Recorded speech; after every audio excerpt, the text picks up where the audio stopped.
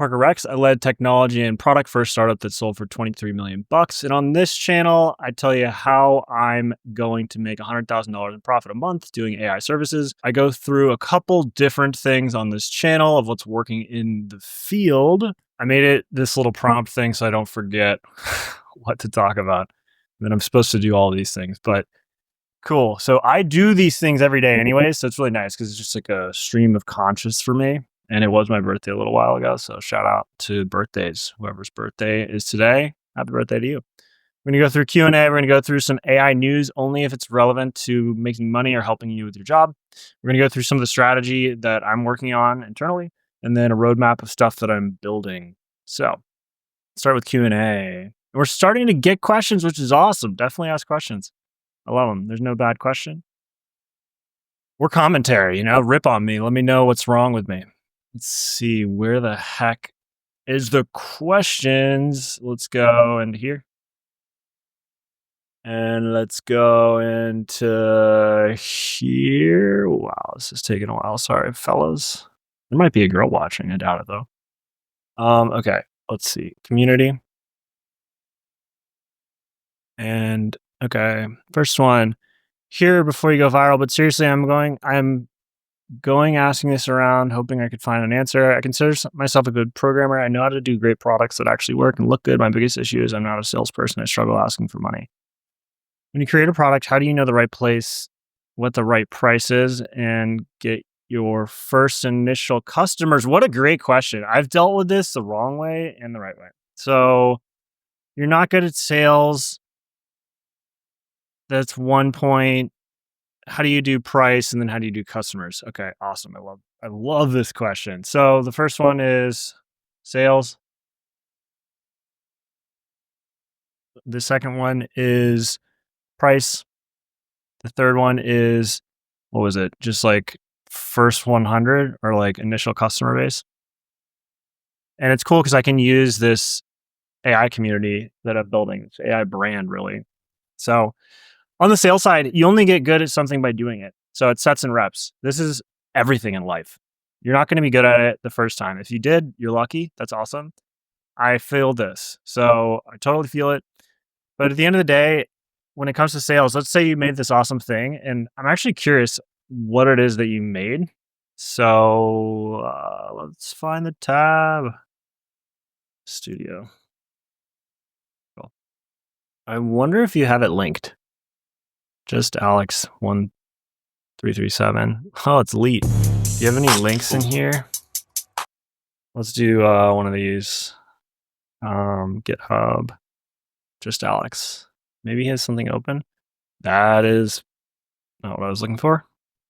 Well, point is, if you want to get your stuff out into the world, like you worked so hard, but then it's pointless if no one knows about it. It's literally a waste of time. And that's hard to hear, but it's just reality. And what I would do is just start posting about it anywhere. Like I have an example where I made these GPTs when I knew that the GPT store was coming out and it didn't really require much programming, which was phenomenal. But I wanted to learn how to write Swift code. So I made these things that basically pieced together a couple different technologies. I had a scraper that would make it LLM friendly. I would point said product at Apple Swift UI kit. I knew how to do basic web stuff, like the Next.js stack, but I didn't know how to write any Swift code. So in this idea, what I did is I went to the docs and I made a scraper that could go through each one of these. So in all technologies, there's a bunch of these. And so I just took the most popular ones that people use. And I figured that out by just digging around in the Swift channel.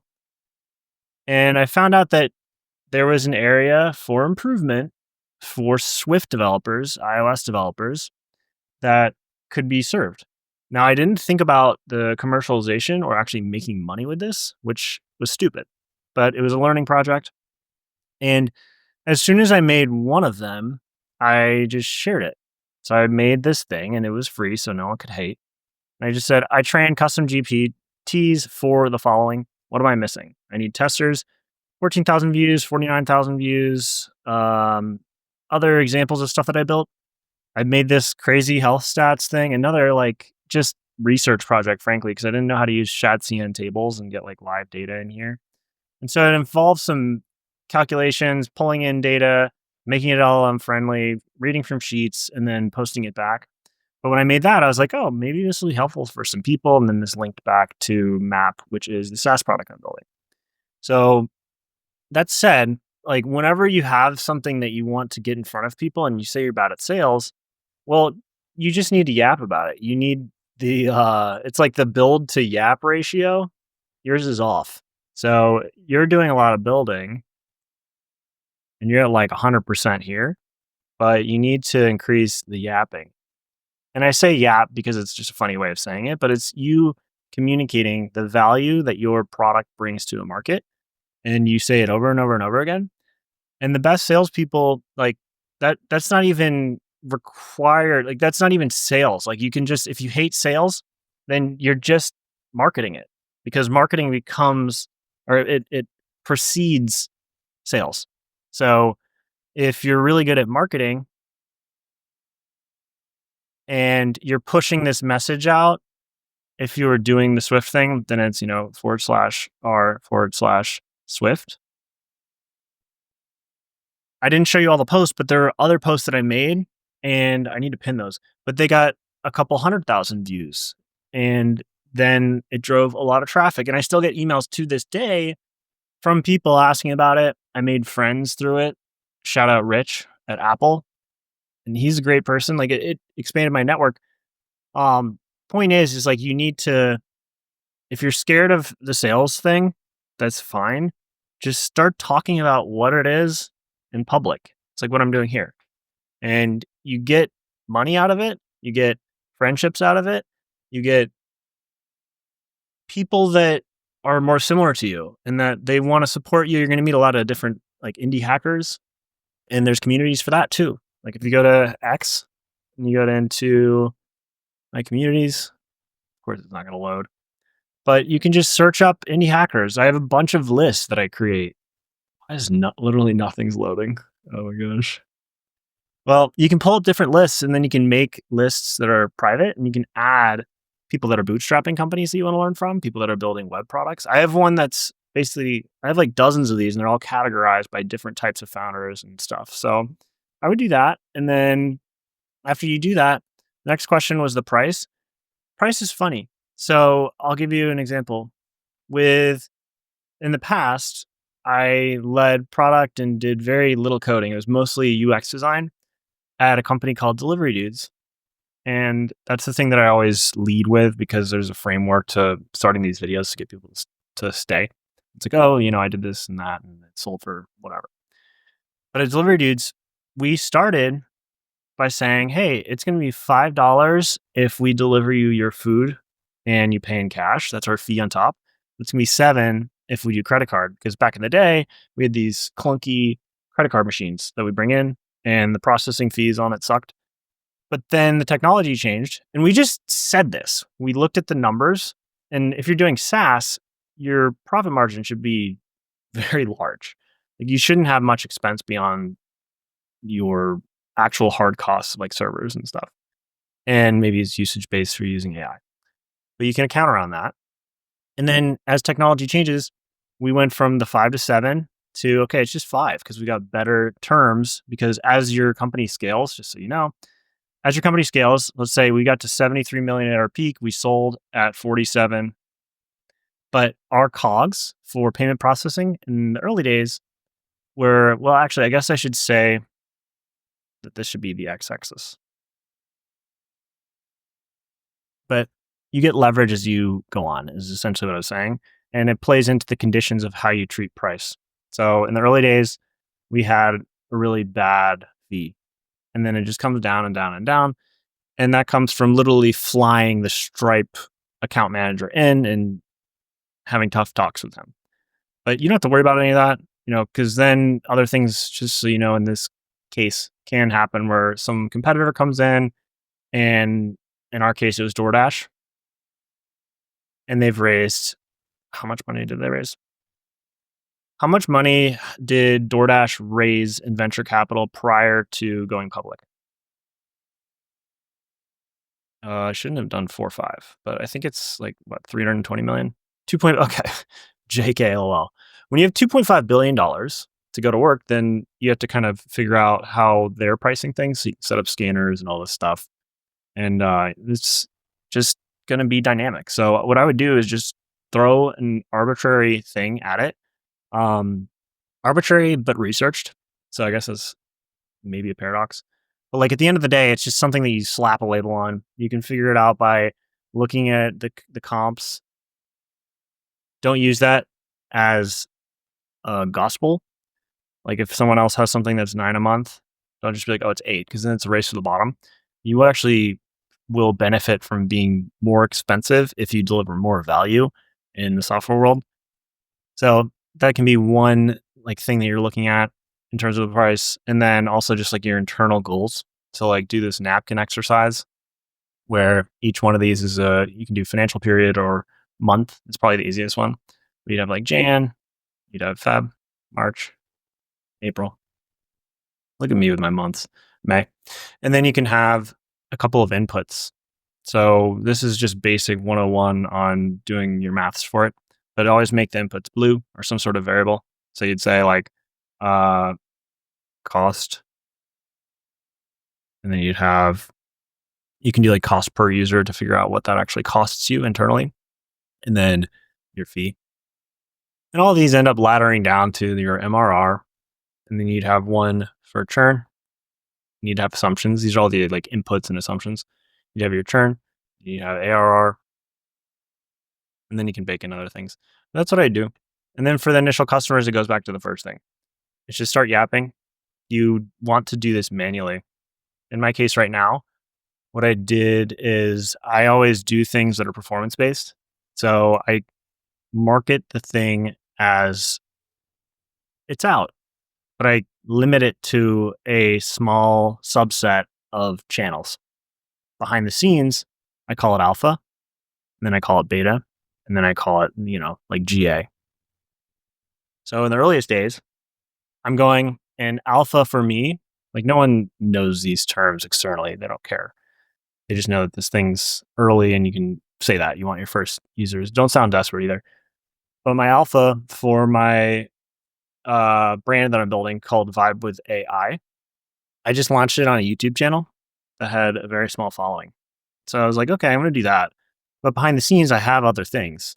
I have an email list with a couple thousand people on it. I have a Twitter with a couple thousand people on it. I have an Instagram with a couple thousand, I have an internal network in my phone. So I would just be able to literally send text to everybody in my contacts. But I don't want to touch any of these until I've had this first cohort because first impressions matter a lot. Let's say you had 100 people on your YouTube and you brought them in, 10% of those convert. Talk to that 10% every single day. I was up late last night talking to someone in this brand that I'm building. Now, as soon as I say the word school, it's insta cringe. And I agree with that. I think there's a lot of challenges that they have. But I wanted to launch this thing called Trouble Free, and I made a satellite site for it that's running like this SEO like automation on it. It has like login for me so I can go and do the CMS. But this is the first version of it. And then I launched it and I was like, well, actually, this Trouble Free AI thing doesn't really make a whole lot of sense. I think I want to lean into this term that's going viral around Vibe AI and Vibe with AI, and it plays into the cultural thing that's happening where everyone's typically scared of AI outside of our little bubble. But I launched with this, and it took pretty much no time to put together. And then you get the feedback from the real people. So there's people in here, and when I say something, if it's not a good thing, they disagree with it, then they'll let me know. So I put out a question that's like, hey, this is what I'm planning on doing. And then it's like, yo, like this sounds all over the place, blah, blah, blah, blah, blah. So then I go and I work around that. I'm going to reach out to him individually, go talk to him, figure it out. I was up late last night, like I said, talking to one of the members in here to be like, yo, here's the thing. And he's like, well, this is what I think. Do you want to jump on a call? We talked for an hour and a half. So it's, the classic hologram, talk to your customers thing. And you get such better feedback than just sitting there and pontificating. Feedback equals oxygen. So think about that. Next up, let's just reply. Hey, thanks for the comment. Appreciate you. And I went in depth on this for maybe too long, but I'm really passionate about this topic. And I think that you're going to do great. Also, share your project. I want to know. Follow me on Twitter and DM me. Let's connect.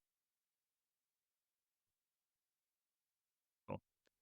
So, next up, watching a PM try to explain programming through what they've picked up from vibe coding is pretty wild. I don't mean that in a negative way towards you. You're learning and building. That's great. This just wasn't on my bingo card. Boom. By the way, you were sort of on the right track in thinking of 3D for vector DBs, except there are way, way more dimensions than three. Yeah, if there were just three in the array, then yeah. Hard to conceptualize in our 3D world, but yes, there's a sense of directionality in the higher dimension embedded space. I love this. This is awesome. Yeah, so I looked up Atom because I just want to see like what a G this guy is. Let's see. Atom. What's his username? Atom Icefield 7 something. Adam Icefield, GitHub. So he's a Swift developer.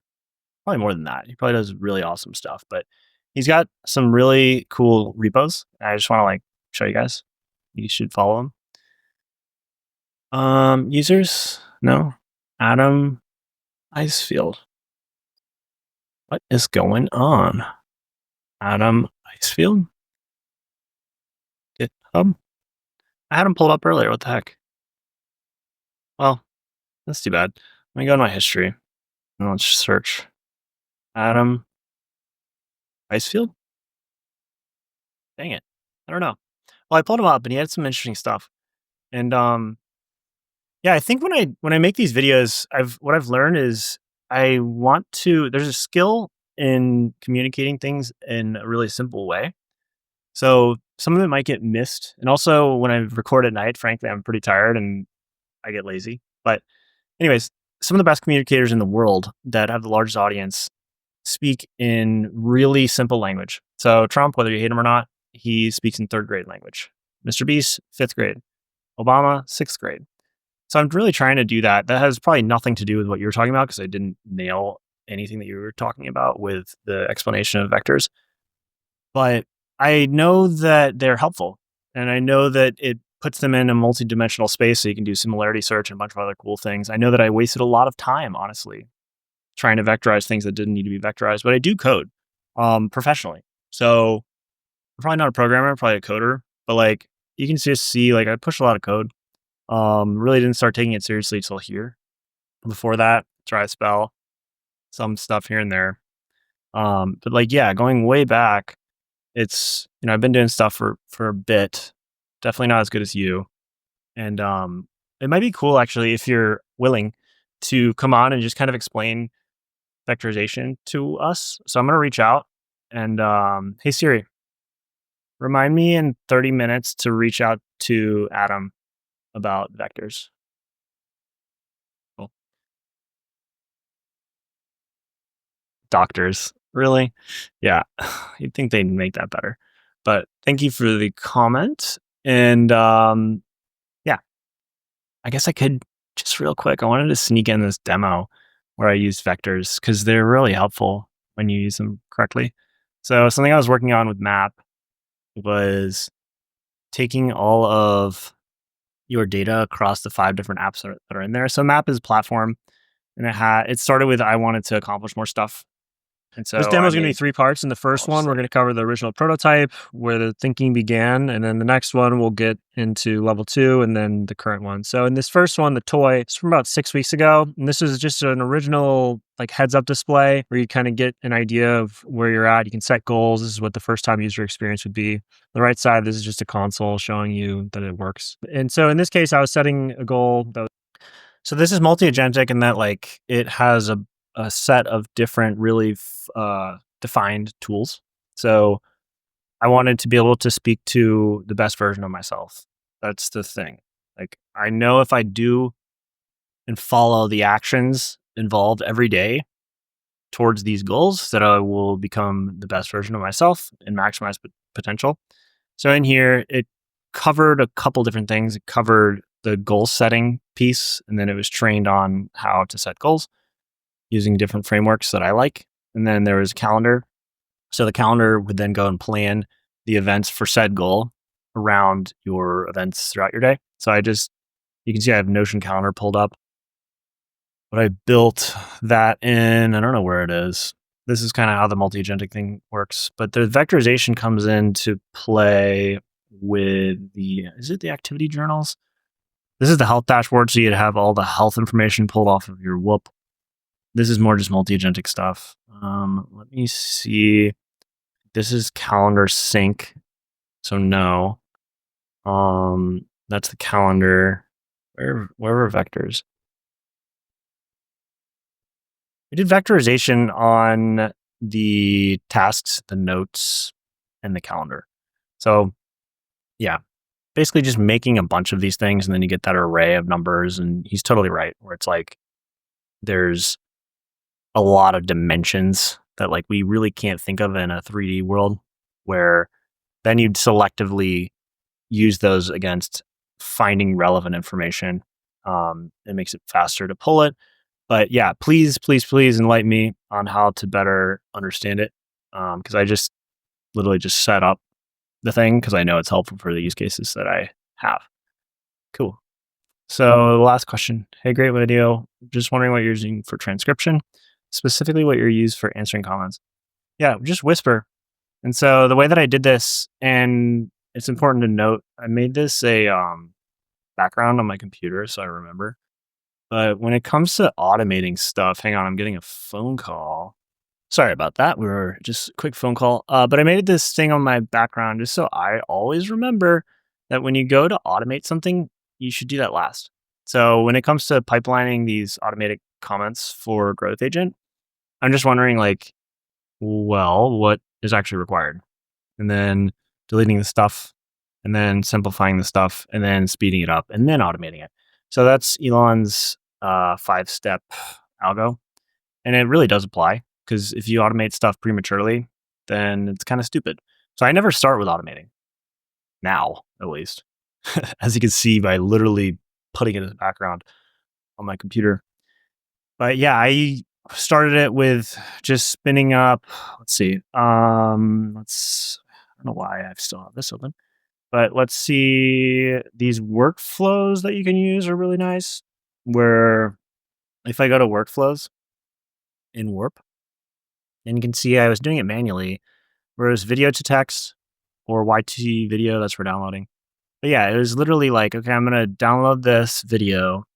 In this case, it's the auto reply comments, but then vid to text, just using Whisper. You can use the new one as well.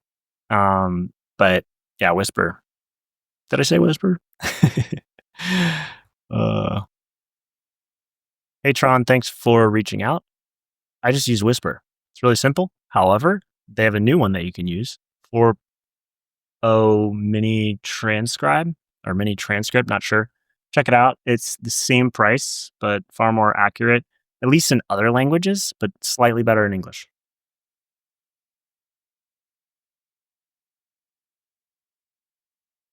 It's Whisper by OpenAI.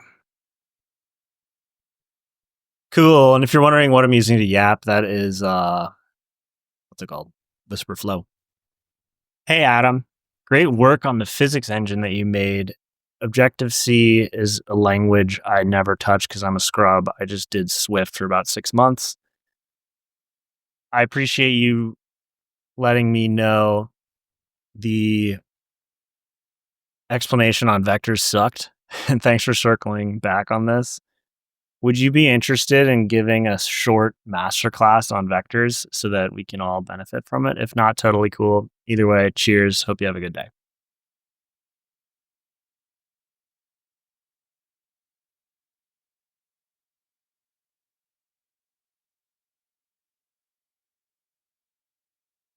I appreciate you commenting. Okay. Would you be interested?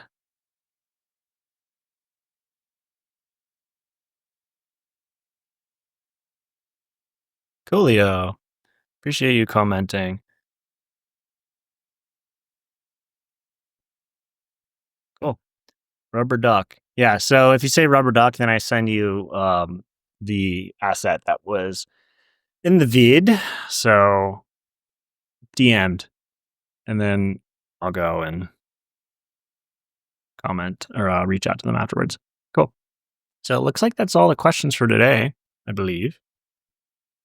And let's get into some of the news.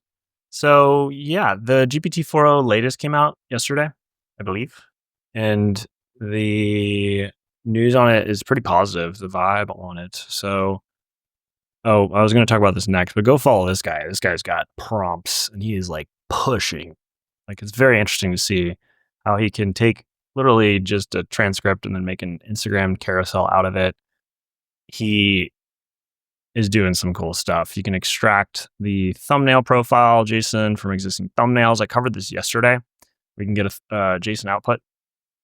And I'm imagining they're just making that on the fly using probably not image trace nets, but I just want to know how they make it. I'm really excited for that API to come out.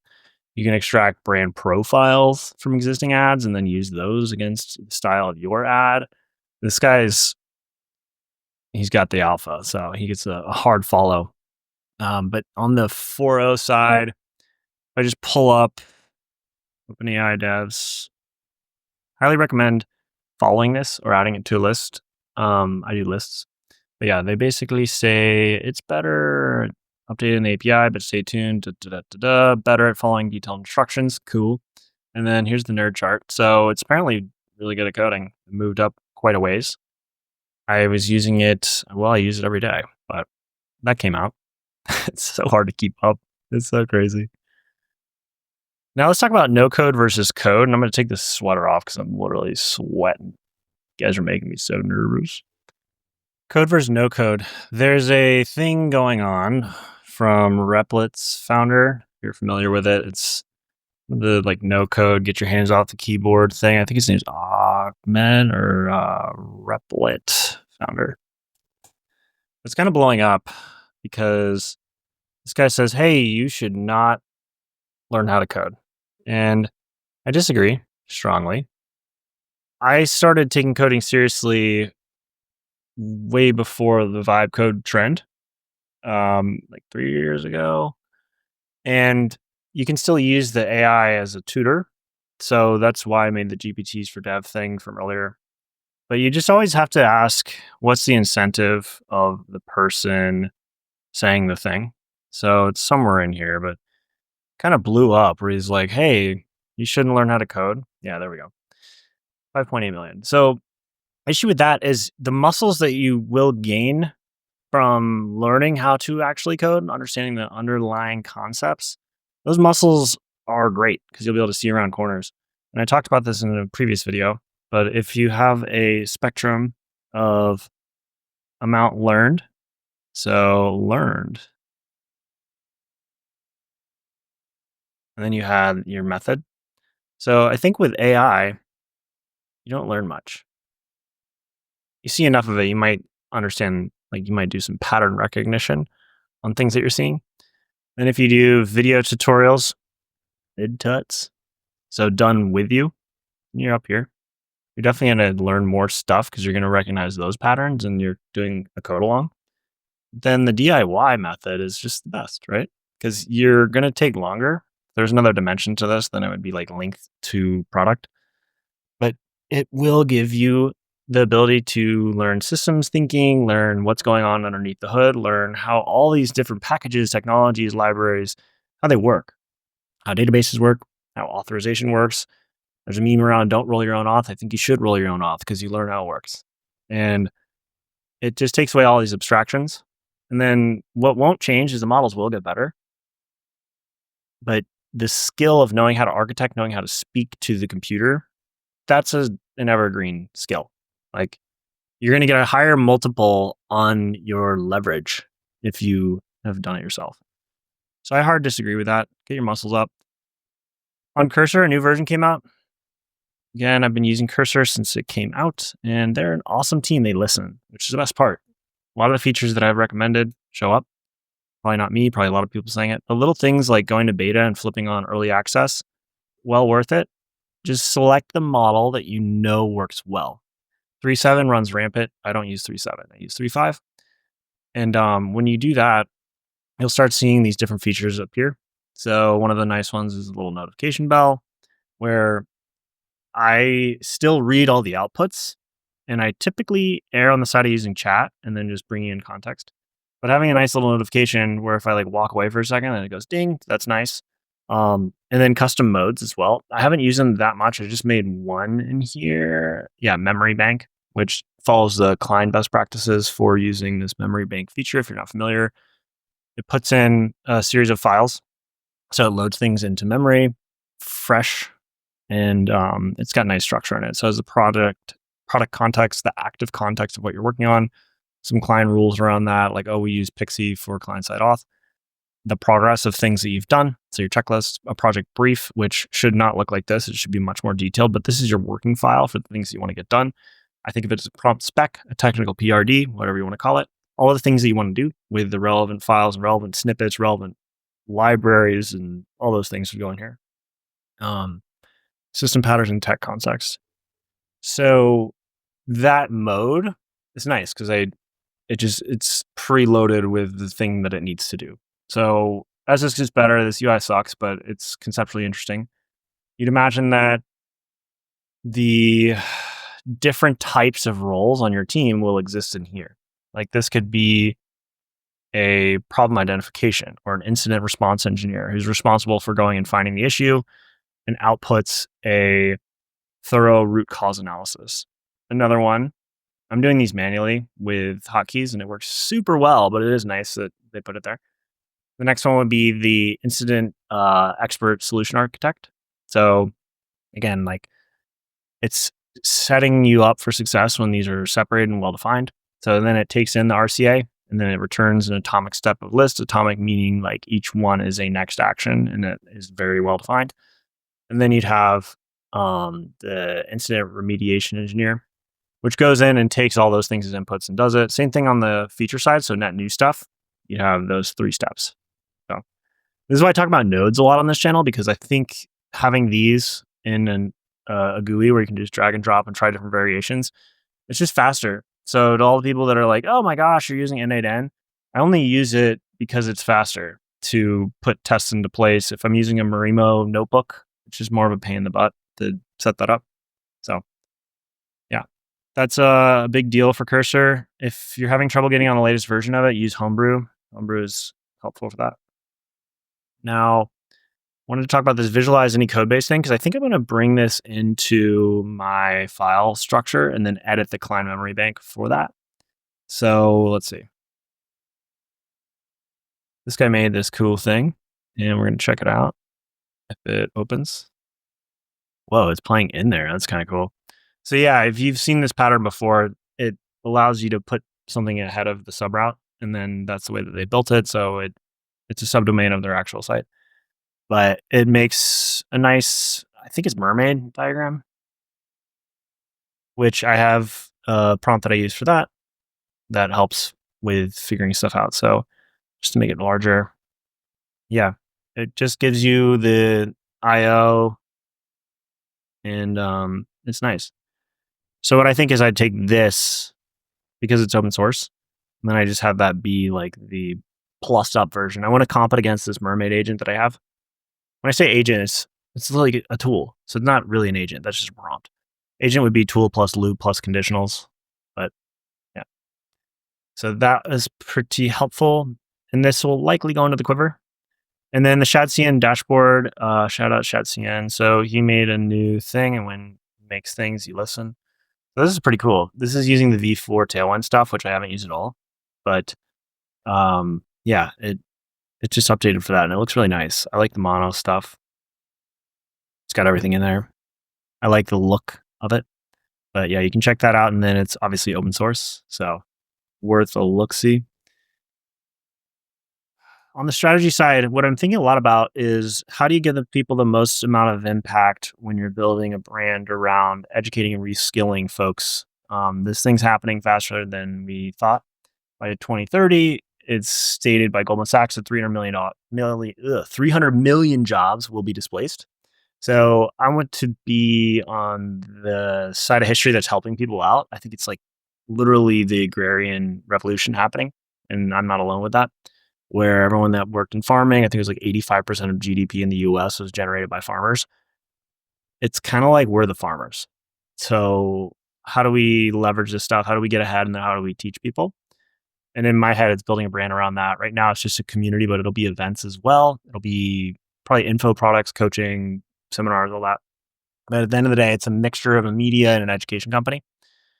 And what won't change is yes, the models will not get worse. So I think of this Never Bezos quote, replace human beings. but you need to take some action. You need to learn how to use these tools because just like this is a video sales letter that I made. It's not public because I think it's a little cringe, but I think farmers way back in the day that thought they were going to be replaced by big machinery. Well, they learned new tasks and they became way, way better. So that's you. That's where you're right now. You're wondering, how do I do this? How do I learn how to use AI to leverage all these things that I don't want to do throughout my day? I want to take you from where we take all the world's information and make it accessible and useful to everyone. people started to learn how to find information on the internet. We're in that same place. Jeff Bezos says, There's an even more important question that I almost never get asked, and that is, what's not going to change over the next 10 years? we all know that AI.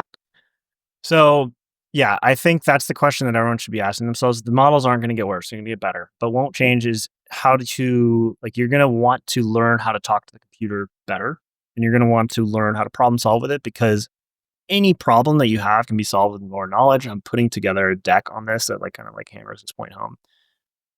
Idea being that all problems are solvable with enough knowledge. Before AI, it's you plus computer plus internet. Now you have this diff, which is like, cool, you get these models. So this is like the average Joe using AI. And they copy pasta things around. And then the third iteration of that is, okay, now you've trained each one of these individual models. They're connected to one another. They're dependent on one another for certain tasks. They have HITL or human in the loop stop gaps. So if you reach a point where you don't want this thing to do something, typically around like payments or something that's like a customer communication, you want to actually see the output of it before you go live with it. But it'll make that first draft. It moves that first version forward. And then once you've done that workflow dozens and dozens, if not hundreds and hundreds of times manually, then you go and you build this system out, and then you start the HITL process. So I just think that that's a big thing. And then I'm trying to just like think of how do you have evergreen frameworks such that you could teach people how to problem solve. And that's what I want to like go through is it's like, how do you iteratively problem solve with AI for any problem so that you're not sitting there trying to educate on every single use case. I've tried that, making like a massive list of like by job type, by category. Is it content creation? Are you a recruiter? Are you a salesperson?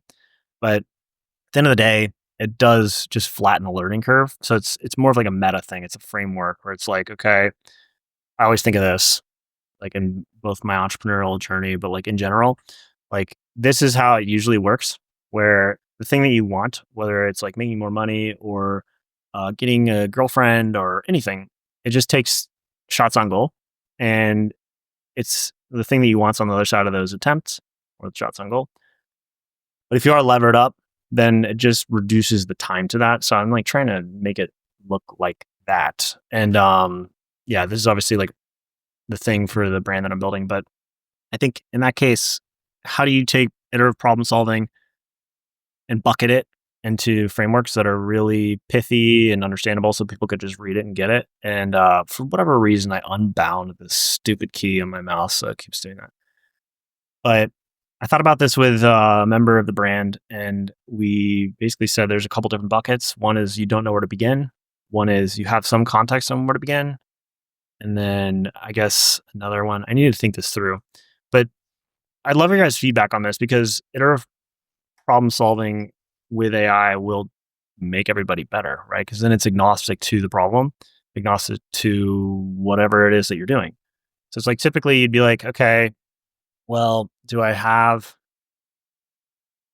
any idea on how to solve this problem? On how to solve? Then if no, then you need to do another step. If you do have an idea, then that's when you do context gathering. So that's let's say like some text, maybe examples of the thing. If you have no idea on how to solve said problem, then you need to enter the research phase, which just is before this. So then you'll end up going to that. So then now we're in this context gathering. And then now, and the method would just be something like this. You just open it up. But you probably have some sort of glossary on like which model to use when, if you want to use deep search or not, whatever. But then once you have the context gathering, there's probably some sort of like rubric that we can put together for here. So it's like, yeah, text would really be like, could be a PDF, but any sort of sources, some source material. Maybe there's a best practice for that. So like an exec summary, a talk, a YouTube video, pod. And if it is these things, there's probably a conditional here where it's like, okay, go grab Notebook LM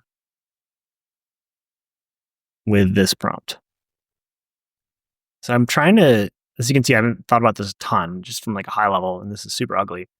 But there's definitely a system that allows people to get to the root of what it is that they're trying to solve and to get the answer. And that whole like flow, this cycle, this loop, if you will, it's just going to help that thing that we spoke about earlier of like getting the attempts, the shots on goal. And then if you can shorten those feedback loops, shorten the problem solving, then you get to the thing that you want quicker.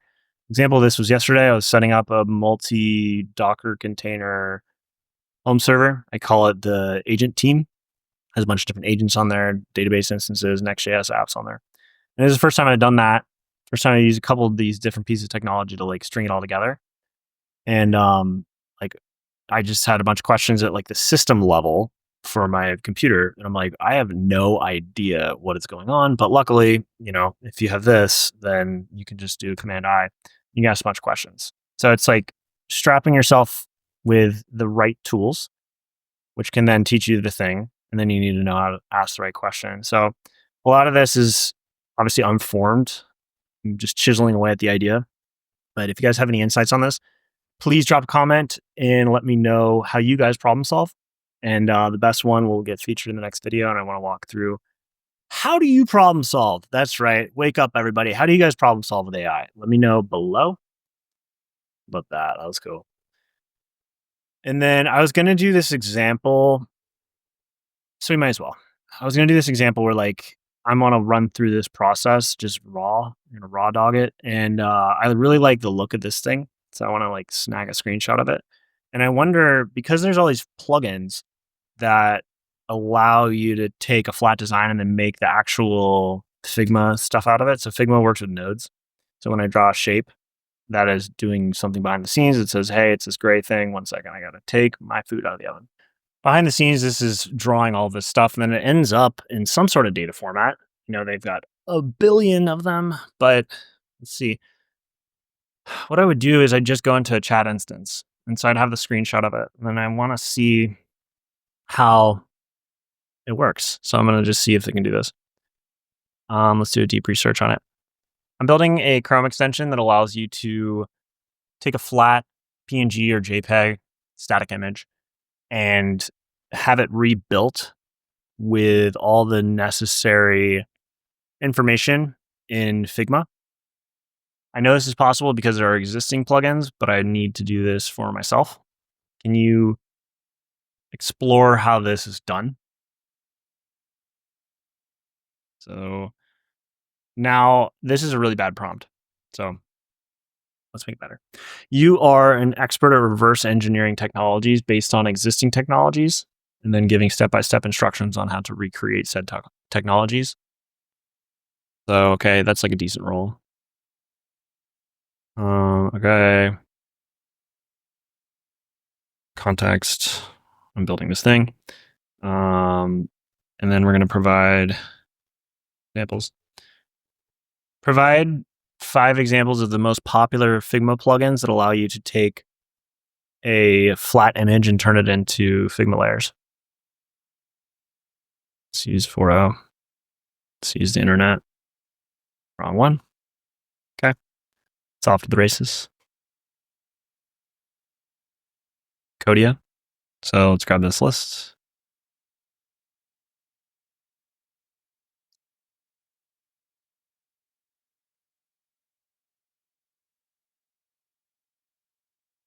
Here are 5 examples of plugins that do this. Yeah, I don't know if I guess it is plugin. Okay. Grab that one. Grab this one. And that one. Well, let's just do 3. Cool. Let's move. I'm building a Figma plugin to allow users to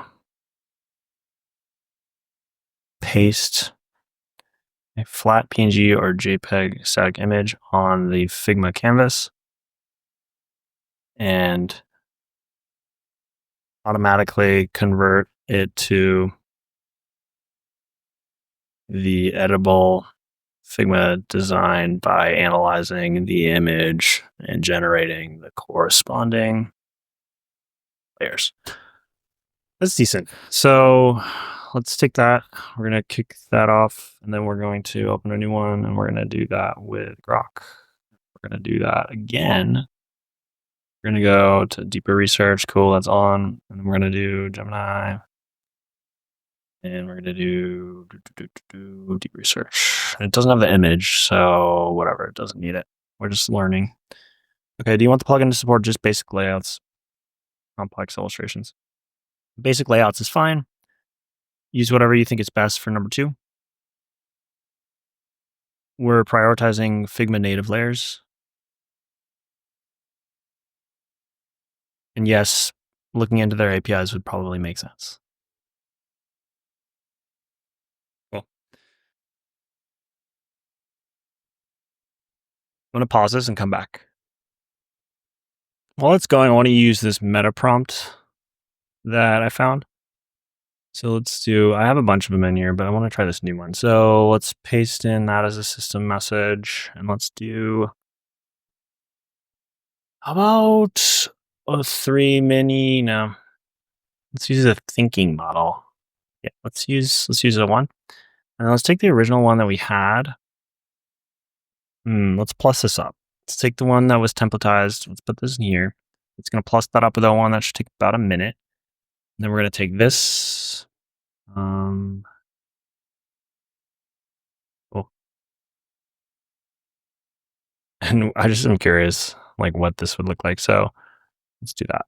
Let's see what the difference would be between the prompt that I put and then the prompt that it's going to give us.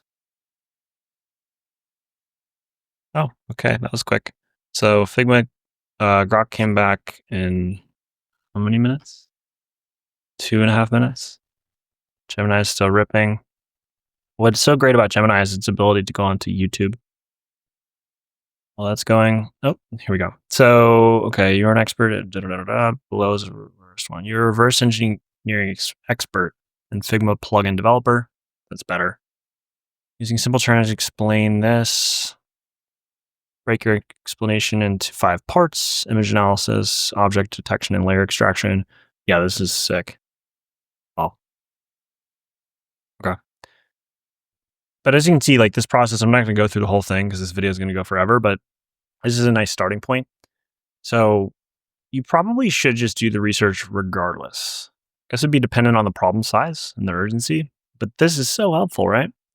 It's like, okay, I now know that this is the JSON that gets like put into use, which is dope. You can use OCR. This is sick. Yeah. I mean, imagine if I put this meta prompt in there. Wow. So it may be that, like, let's just to kind of wrap here. It may be that this process is really like always doing the research. So DYOR. It would be something like this, where for every problem you're trying to solve, you do deep research.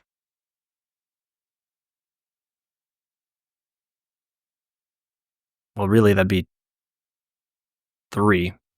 So 1 is draft your prompt. 2 is plus up your prompt. 3 is deep research. After you have said deep research, you really should know what to do then.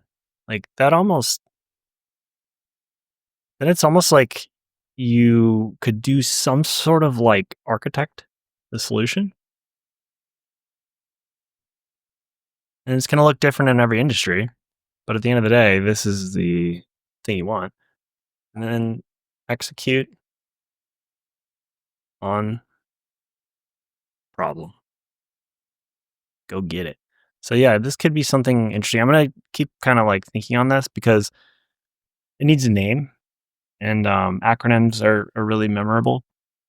But yeah, I'm excited about that. And then lastly, I vibe with AI.com.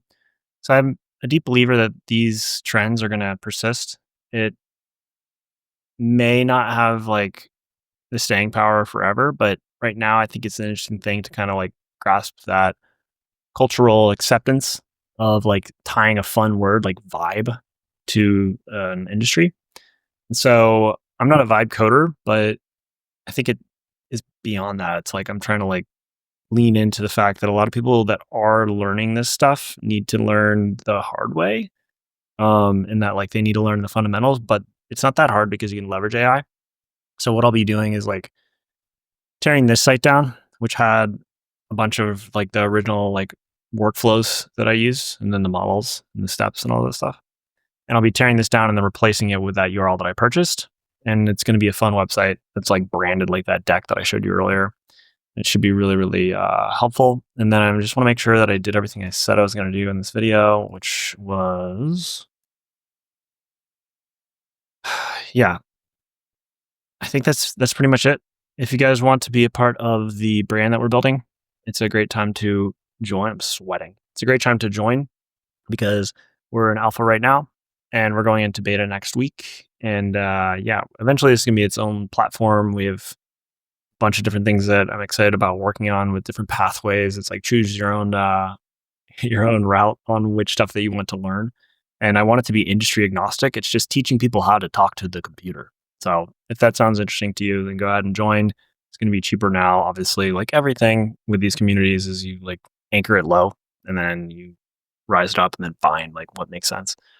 But make sure you like the video, subscribe. I'm going to go eat a pizza. See ya tomorrow.